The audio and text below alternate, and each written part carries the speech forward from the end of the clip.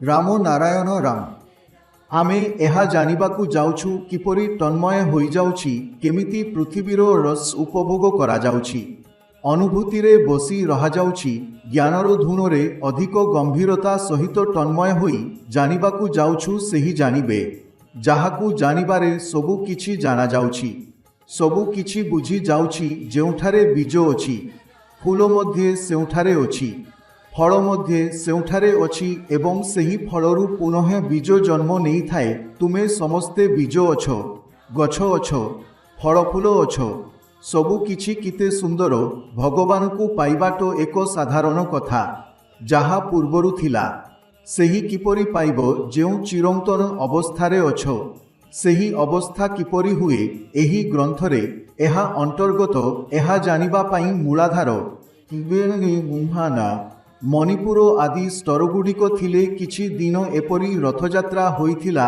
ଆମେ ଯେଉଁ ବାସ ରଥକୁ ଖିଚିବାରେ ବ୍ୟସ୍ତ ଅଛୁ, ସେହି ରଥ ମଧ୍ୟ ଶତ ସ୍ତରରେ ତିଆରି ହୋଇଛି। ତାହାରେ ନିମ ଗଛର ଲକଡ଼ରେ ଜଗନ୍ନାଥଙ୍କୁ ବସାଇ ତାଙ୍କର ପୂଜା କରାଯାଉଛି। ଆମେ ସମସ୍ତେ ଏକ ରଥ ଅଟୁଛୁ।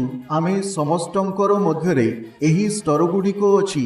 ଆମେ ସମସ୍ତେ ଆମର ରଥକୁ ଖିଚିବାରେ ବ୍ୟସ୍ତ ଅଛୁ। ବାହାର ରଥ ବିନା କିଛି ଚାଲିପାରିବେ ନାହିଁ। ଆମର ମନ ବୁଦ୍ଧି ଏକ ହୋଇ ଏକ ହିଁ ଗାଇ ଯାଉଛି ଗରେ।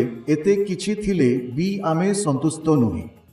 ଆମେ ରେଷ୍ଟୁରାଣ୍ଟରେ ଖାଦ୍ୟ ଖାଇବାକୁ ଭଲ ଲାଗେ। ଫୁଟପାଥରେ ପକୋଡ଼ି ବେଗନ ଖାଇଲେ ମନ ଭରେନା। ଭିତର ରଥକୁ ଛାଡ଼ି ଆମେ ବାହାର ରଥରେ ବ୍ୟସ୍ତ ଅଛୁ। ଯେଉଁ ରଥର ଚକ୍ରଗୁଡ଼ିକର ଆବାଜ ହେଉଛି, ଏହି ଆମର ରଥକୁ ବୁଝାଇବା ପାଇଁ ଅଟୁଛି। ନକ୍ଷେପରେ ଦେଖି ଆମେ ପୃଥିବୀକୁ ଦେଖିବାକୁ ଚେଷ୍ଟା କରୁଛୁ।